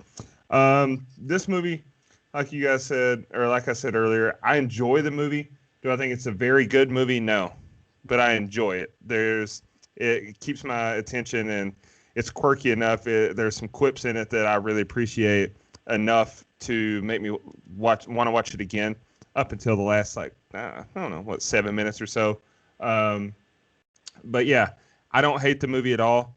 I don't like it as much as the original. I think I probably like it as much, if not a little more, than the second installment. I didn't think that was a very good movie either, but this one's funnier. So I'm going to go with a 6 1/4.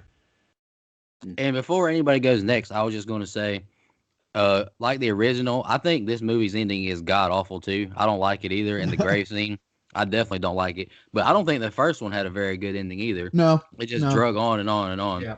Now, the second one, the second movie is my favorite because I love the ending and the doll factor. I do love that. Right. But Brian, Mike, whoever wants to go next, go ahead. I'll go ahead and go. Let Brian go last real quick. My least favorite kill is the old couple because it's off screen and they seem kind of like they'd be charming people. My favorite kill, I've already kind of spoiled it, is the shards of glass. The couple in the hotel room. I think that's a really cool kill visually, and it looks really cool when Kathy and Jimmy walks in on them. It's I think the effects look good there. So I think it's really well done. Kind of shared all my thoughts about how I think it's a roller coaster of a movie because there's good and there's bad and there's some parts that make me want to keep watching and then some parts make me go, God damn it, what the fuck. There's just a lot of that. So all in all, still an enjoyable film.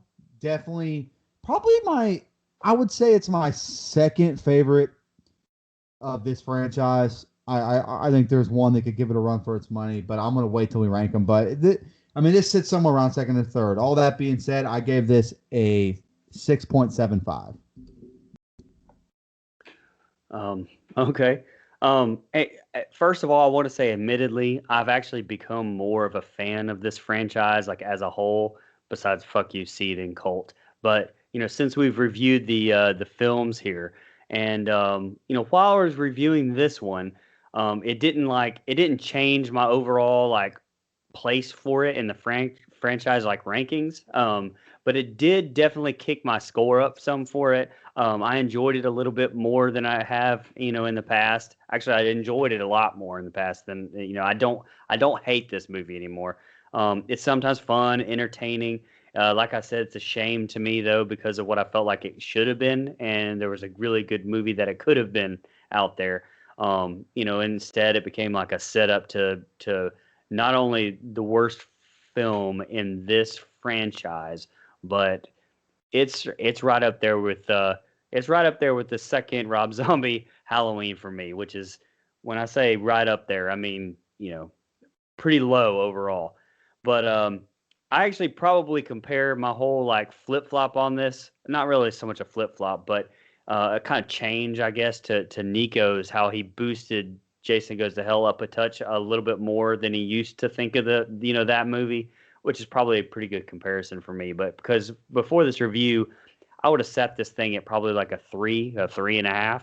But I gave Child's Play 1 and 2 a 6.25, I believe, and this isn't quite there yet for me. And I actually like Child's Play 2. I think I gave it the same score as I did the first one, but this one I'm going to give a 5.5. I already did, like I said, give my least favorite kill, which was Damien, and my favorite kill, the whole bus thing with David. All right, so that gives our composite score on this one a 6.5625. I'm just gonna look up Bride of Chucky's 5.4 is what IMDb has, with 52,600 ratings. So we're a little bit above. What the hell do they know? Yeah. Hey, I do want to say one thing that I forgot to mention when we were doing the fun facts. I was going to throw it in there. So Sci-Fi they're going to have a new show coming out. Chucky, right. They're filming now, I believe. It's scheduled to release later this year. Jennifer Tilly and Brad Dourif are both scheduled to be in the show as Chucky and Tiffany. And it's funny that we likened David's death to Final Destination, because Final Destination alum Devin Sawa is also slated to be in that show. So be on the lookout for that. And Mancini's writing it too, as well. Yeah, that is true. So yep. Is Fiona Dourif going to be in that? Because I hope so. I mean, probably, because obviously she's so connected to it now. I don't know, but because it didn't have her name as one of the big names, like I read the same article or whatever Dustin's talking about. And Fiona or Christine weren't the big names mentioned. That doesn't mean they won't be showing up later, but yeah, if you go to IMDb, there's only 7 people confirmed in it, and that's Jennifer Tilly, Brad Dourif, Devin Sawa, and then Olivia Allen Lind, Theo Briones, and Zachary Arthur. Those are kid actors. Oh, and Björgvin Arnesen, whoever that. They're child actors. So. Not many people confirmed for the show just yet. And I just want to say one more thing before we end this show, and I'm sure y'all will hate me, but Seed of Chucky is not my least favorite in this franchise. Oh. There's actually 2 of them I dislike more than this one. Ooh. The remake and doesn't- Cult. Oh, the remake is Oh, much the remake better than doesn't- Seed. The remake doesn't count. I The don't remake think. is much better than Seed. No, remake sucks. Oh God. I'm not surprised. It's all good. I had fun reviewing Bride of Chucky. It was fun. Absolutely. Next month we're not doing a theme. We're just kind of our own freestyle picks. Dustin, do you want to announce your pick real quick? Yeah, absolutely. So for my next pick, I can't believe that's taken me this long to pick it, because if you check out our cartoon Evies that Brian has designed for us, it's actually on my hoodie that's in that picture. I'm doing 1987's The Lost Boys. So another horror comedy, but GD it, I can do what I want. It's freestyle month. That's right. Absolutely. And I'm looking forward to watching it because I haven't seen it yet. And stay tuned on St. Patrick's Day. We got a little bonus coming for you as well. From the hood. Wait, never mind. God, No. no. Yeah. I cannot. Honestly, I can't believe it took an hour and 55 minutes to review. I honestly can't either. But we really appreciate all the support. We hope y'all enjoyed this episode. Y'all have a good one.